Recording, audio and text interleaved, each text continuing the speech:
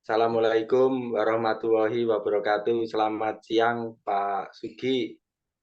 Waalaikumsalam warahmatullahi wabarakatuh. Selamat siang, Pak Diarto. Mohon maaf pada siang hari ini saya akan mewawancarai Bapak ke SMA Mataram, nggih. Ya, saya sekarang di Betul ya, SMA. Pak Gi? Sekarang di SMA Mataram, Pak Di. Pak Sugianto kan sudah berpengalaman menjadi kepala sekolah yang dulunya di SMK Mataram dan sekarang di SMA Mataram. Tentu saja Pak Sugianto sangat berkecimpung dengan proses pengambilan keputusan, pengambilan kebijakan yang dilakukan di sekolah. Dalam hal mengambil keputusan tentu ditemui banyak dilema. Ada Hmm. hal yang sama-sama benarnya, sama-sama kepentingannya. Namun Pak Sugi tentu akan memilih salah satu hal yang menjadi prioritas mungkin dari Pak Gi. Nah, yang saya tanyakan bagaimana Pak Sugianto mengidentifikasi kasus-kasus yang merupakan itu dilema etika atau bujukan moral begitu Pak Gi. Wah, ini pertanyaan yang cukup keren dan kelihatannya berat untuk dijawab ini. Ya, baik. Terima kasih Pak Di. Kalau saya jadi merasa tersanjung, seolah-olah kok sudah pengalaman begitu. Ya, memang saya kan di SMK sudah 10 tahun dan sekarang di SMA. Berkaitan dengan pertanyaan Pak Di tadi, etika ya. Etika dalam memilih sebuah keputusan dan satu lagi tadi apa? Yang apa Pak Di? Eh, Gimana Pak Gi mengidentifikasi kasus-kasus tertentu yang merupakan menjadi dilema etika atau menjadi dilema begitu. Oke, oke, oke, oke. Ya, ini pertanyaan etika dan dilema permasalahan yang mungkin saja sering terjadi. Mungkin saja sering terjadi karena berkaitan dengan manusia, berkaitan dengan manusia. Baik, gini Pak Di. Jika terjadi seperti itu, saya kembalikan dulu kalau seorang guru ya, seorang guru mengalami sebuah problem atau permasalahan baik keluarga maupun juga posisi saat menjalankan tugas sebagai guru di kelas kan gitu. Ya pertama berpatokan pada SOP atau kode etiknya dulu dan tugasnya dulu kan begitu. Itu poin utamanya, poin utamanya. Kemudian jika di kode etik kemudian SOP muncul dilematis. Satu contoh kasus, guru saat ini saat jam 7 pagi harusnya ngajar jam pertama, harusnya ngajar jam pertama. Ternyata mendadak dia baru izin itu. Sebetulnya bukan izin, itu pemberitahuan. Karena izinnya kan harusnya minggu kemarin. Tetapi karena kondisi dalam perjalanan masuk ke sekolahan itu kan mungkin terjadi musibah di jalan. Ini kan tidak diprediksi. Nah, ini SOP dia harus jalan mengajar dan sebagainya. Kalau dia guru tersebut dalam kecelakaannya atau musibahnya itu sudah tidak bisa apa-apa lagi, tidak bisa komunikasi dalam konteks memberikan tugas dan sebagainya, maka saya harus ambil sikap. Satu, saya hubungi kurikulum, bagaimana segera mencarikan penggantinya dalam konteks untuk yang pertama yang melayani adalah yang piket. Ya, jika seorang guru tidak punya informasi kemana kan tidak bisa informasinya ke memberikan tugas seperti apa nggak bisa, maka seorang kurikulum ini betul-betul harus secara bijak mencarikan buku bank soal dan sebagainya atau dalam konteks materi-materi yang pernah dia berikan dari guru tersebut, maka seorang yang piket harus menjalankan dengan baik. Ini ini kan sebuah kebijakan yang harus saya lakukan agar pelayanan kepada anak bisa berjalan dengan baik. Itu berkaitan dengan SOP atau kode etik. Dia punya kewajiban mengajar atau tugas job desk-nya seorang pengajar. Berkaitan dengan etika, lah ini kan bukan izin tapi memberitahukan bahwa ada musibah. Itu kan tidak bisa izin sebetulnya. Bahasa izin dan pemberitahuan kan beda. Ini seorang guru hanya bisa memberitahu bahwa saya mengalami musibah, Pak, dan mohon dimaklumi tidak bisa mengajar di pagi hari. Maka etika yang harus saya lakukan adalah memahami. Ya. Pertama adalah memahami kondisi guru tersebut, memberi support dan mudah-mudahan segera menyelesaikan dalam konteks musibahnya itu, mungkin hubungi keluarganya atau menghubungi kami sebagai teman bisa terhubungi untuk mengantarkan ke rumah sakit atau ke klinik atau sebagainya. Etika yang harus kita lakukan adalah bagaimana tetap menjunjung tinggi nilai sebagai kawan dan sosialnya, pertama memahami dan memberi kebijakan kepada si guru biar segera sembuh dulu, merawat dirinya dulu dengan bantuan kami dari tim atau mungkin dari keluarganya. Begitu, itu yang harus kita lakukan. Salah satunya contoh begitu, Pak Di. Atau kalau contoh yang lebih besar mungkin permasalahan seorang guru apa namanya sering bolos dan sebagainya, tetap kami lakukan dengan secara dialog. Begitu. Wah, mantap Pak Ki. Salah satu yang dilakukan Pak Ki adalah membangun dialog terlebih dahulu ya. Yes, Tentu yes, yes. saja pengajaran itu dengan melihat sisi-sisi kemanusiaan tadi ya, Pak Ki Ya, ya. ya. Iya. Lalu begini Pak Ki, langkah-langkah yang sering diambil Bapak atau prosedur apa yang bisa dilakukan selama ini untuk apa ya, mengambil keputusan itu? Hal apa yang selama ini dianggap efektif dalam pengambilan keputusan, terutama pada kasus-kasus dilema etika itu, Pak Ki? Ya, wah ini juga luar biasa kelanjutan pertanyaannya.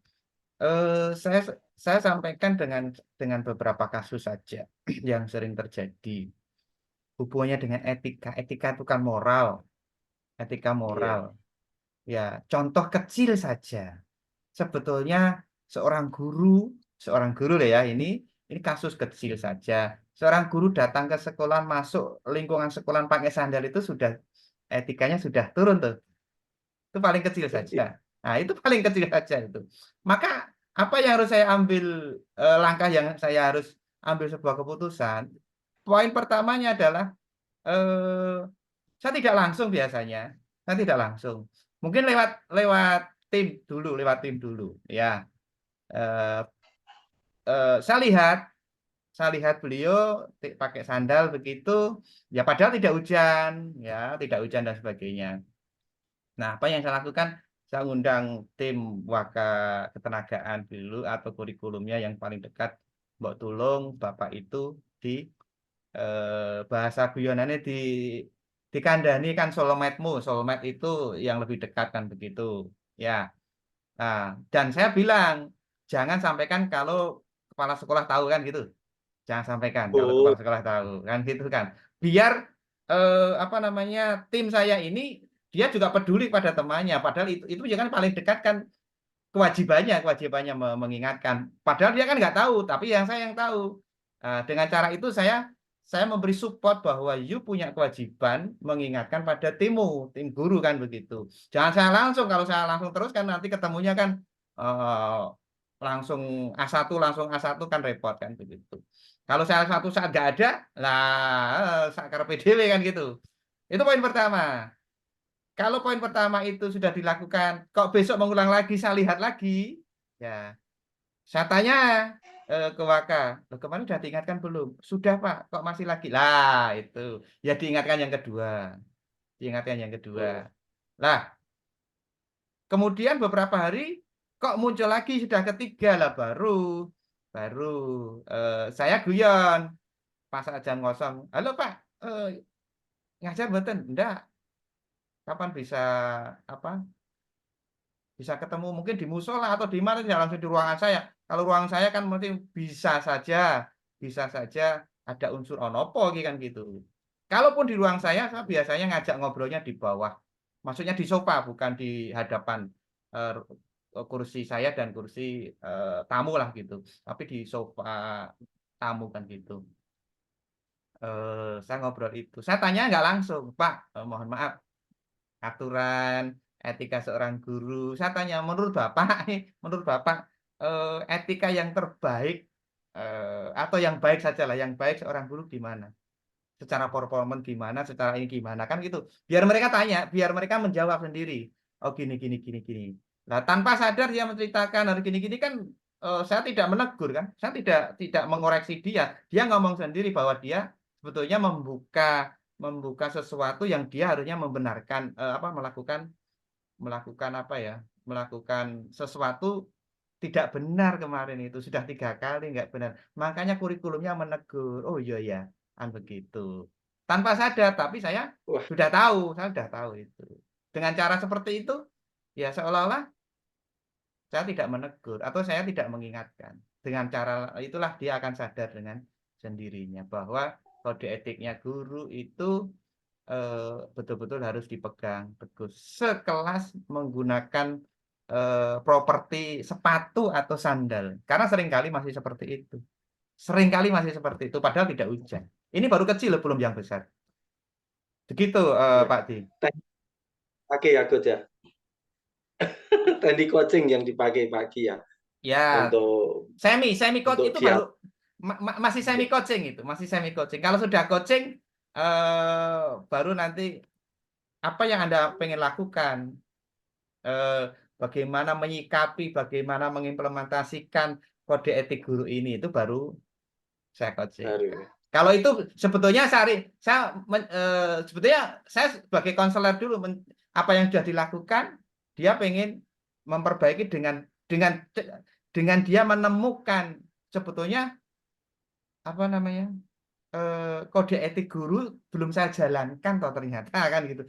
Menemukan kesadaran sendiri bahwa dia belum melakukan kan gitu. Dan Iya, itu iya. Terima kasih. apa namanya, tidak akan menyinggung perasaannya sebetulnya. Ya, lagi-lagi Pak Gi selalu mengedepankan pada etika dalam berdialog, kemudian melihat sisi perasaannya supaya yang disampaikan Pak Gi justru akan lebih mengena kepada guru itu ya, Yes, tanpa harus menggurui begitu ya. iya, iya, Oke. iya, iya. Kemudian ini Pak Gi, selama ini ketika Pak Gi menjadi pemimpin di SMK Mataram maupun di SMA, bolehlah. Hal apa saja yang selama ini sangat menantang bagi Pak Gi dalam pengambilan keputusan yang terutama berkaitan dengan kasus-kasus dilema etika ini Pak Gi? Ini rodok menjerumus ini Pak Gi dan mendalam ini. Iya, iya, iya, iya, iya. Eh, tantangan yang sering terjadi memang urusan hati itu sulit, urusan perasaan itu sulit kan gitu. Maka harus kita florkan dulu bagaimana kode etiknya guru itu. Kode etik guru ada 9. Ya, itu harus kita florkan setiap waktu. Kalau hanya ditempel kadang itu numpang lewat. Setiap apa namanya briefing, apalagi pas saat rapat itu selalu kita ingatkan bahwa kita harus bawa dan pegang teguh, implementasikan terus untuk kode etik itu harus kita sampaikan sejak awal. Yang kedua, jika terjadi pernah terjadi misalkan ini apa kode etiknya itu dilanggar, ya maka kita harus secara persuasifnya dengan bahasa rasa, kita kita ajak dulu, jika terjadi pelanggaran apa yang jenengan rasakan dan sebagainya, itu menjadi tantangan. Kalau sudah head to head face to face kan begitu. Ini harus kita sampaikan dengan baik. Itu sering terjadi kebetulan karena guru-guru saya ini kan guru-guru banyak yang muda. Mohon maaf. Dengan guru muda ini saya orang X dan guru-guru saya itu Z dan milenial. Ini kan dua grade itu selisih selisih 20 ya hampir hampir 15 sampai 20 tahun selisih selisih umur saya dengan guru ini. Maka saya harus harus belajar masuk ke karakter mereka bagaimana tidak menyinggung perasaan karena orang-orang Z milenial itu luar biasa, luar biasa. Tidak seperti saya, tidak seperti Pak Diarko yang orang X, ya, orang X. Mereka sih memang set gitu, cuma perasaannya tidak begitu peka. Perasaannya tidak begitu peka. Pikirannya Prul itu kan ada 4. Pikiran, rasa, ucap, laku. Biasanya pikiran langsung laku. Ini yang terjadi. Pikiran langsung laku. Perasaannya nggak Iya, dipakai. Kan gitu. Makanya Ki Hajar kan mengajarkan sama kita, mengingatkan ditinggal. sama kita adalah olah pikir, rasa, ucap, dan laku. Kan gitu. Kalau di bahasa coaching juga begitu. Iya. Dan ini sering saya lakukan. Sekarang sudah pakai model coaching semua ke Pak Di. Jadi tidak capek saya. Karena 10 tahun saya mengalami seorang leader gitu menjadi konselor terus. Capek saya. Pulang ke rumah capek, pulang ke rumah capek. Karena mengingatkan terus capek saya. Tapi kalau Iya. posisi sebagai seorang coach, mohon maaf, tidak akan saya capek. Karena yang membawa beban mereka bukan saya. Tapi kalau seorang konselor, Wah, saya memikirkan mereka terus kan gitu. Ini sudah beda sekarang. Gitu, Pak. wah, mantap mantap ini pagi. Selanjutnya begini terkait dengan waktu ini pagi. Ya, Ketika pagi memiliki waktu tertentu untuk menyelesaikan kasus dilema etika itu, misalnya terjadi kasus ini, apakah pagi langsung menyelesaikan di tempat itu pada waktu itu, atau butuh waktu tertentu? Lalu bagaimana prosedur yang diterapkan Pak Gi dalam menyelesaikan sebuah permasalahan itu? ya. Saya punya karakter tidak langsung kalau itu sebuah masalah tidak langsung. Tapi kalau sebuah Hmm. peluang langsung saya respect tinggi, beda. Beda saya. Jadi kalau ada peluang saya respect, paling paling cepetan begitu. Tetapi kalau ada sebuah masalah saya saya terima, kemudian saya pikir saya pakai rasa dulu. Oh, karena ini urusannya dengan manusia, dengan teman, dengan tim. Karena tim itu akan mensupport saya, maka saya harus juga hati-hati. 1-2 hari saya pikir baru nanti saya undang kalau perlu harus saya undang atau bersama saya butuh butuh saksi tim. Contoh mungkin Waka kalau berkaitan dengan seseorang kan begitu. Tapi saya nggak bukan jarang lagi. Saya tidak melakukan bahasanya gini, menjelekkan orang di hadapan teman-temannya, memarahi orang di hadapan teman-temannya enggak. Kalaupun salah, saya biasanya di hadapan teman-teman itu saya pakai juk-juk guyon yang membuat ceria bahwa mereka itu tidak tidak melakukan kesalahan begitu. Tetapi di sisi lain saya sudah sampaikan betulnya saya itu tadi sudah marah. Cuma gaya itulah yang pelampiasan saya sehingga saya tidak terlihat marah. Saya terkenal memang jarang marah. Saya terkenal jarang marah sehingga karena saya itu apa namanya tipikal yang gini, tipikal yang sebetulnya mudah emosi, tetapi karena terujinya saya dengan loss sabar, maka dengan sendirinya eh, hal-hal yang emosional itu sudah tertutup dengan sendirinya. 10 tahun menguji saya itu, Pak Diarto menguji. Kalau dulu pengennya cepat, saya kan karakternya karakter insting, berarti set set set cepat gitu. Kalau enggak, ayo ayo ayo cepat. Tetapi kalau urusan dengan manusia sabarnya tanpa batas. Tapi kalau urusan pekerjaan tidak ada namanya sabar. Selesai hari ini harus selesai kan begitu. Gitu. Kemudian Hmm. ya, prosedur yang saya lakukan Hmm. tadi setelah saya undang, jika tidak harus saya undang, maka yang kedua ya saya selesaikan dengan head to head. Saya selesaikan dengan head to head Wah, dengan menjunjung tinggi bahwa saya dan Anda itu sama. sebagai pendidik, sebagai guru. Hanya saya posisi sekarang sebagai leader, harus saya sampaikan bahwa yang jenengan lakukan itu adalah tidak benar. Maka ayo bareng-bareng bantu saya. Wong jenengan jadi guru itu kan tujuannya untuk membantu saya untuk bagaimana melayani anak-anak bangsa ini menjadi menemukan jati dirinya, menemukan versi terbaik. Begitu Pak Di. Jadi selalu dengan dialog, selalu dengan Iya, iya. diskusi kan gitu. Luar biasa, ini saya jadi terinspirasi dengan Pak Ki ini. Semoga ini bisa menjadi menjadi sesuatu yang bisa diterapkan juga untuk saya. Amin, Terutama amin. terutama ya, sebagai pemimpin pembelajaran di kelas lah. Ya, Lalu ya, apakah Pak Ki selama ini ada seseorang atau faktor apa yang mempermudah atau membantu Pak Ki dalam mengambil keputusan? ya. Sebelum saya mengundang seseorang yang tadi itu misalkan si guru X itu bermasalah etika, saya jelas kan punya tim ya, tim Waka Ya. begitu. Memang diajak diskusi, ini baiknya gimana begitu. Menurut Bapak gimana, menurut Waka kurikulum gimana, menurut Waka ketenagaan gimana kan begitu. Ya dari itu saya ambil baiknya sehingga itu menjadi feedback saya kepada guru tersebut.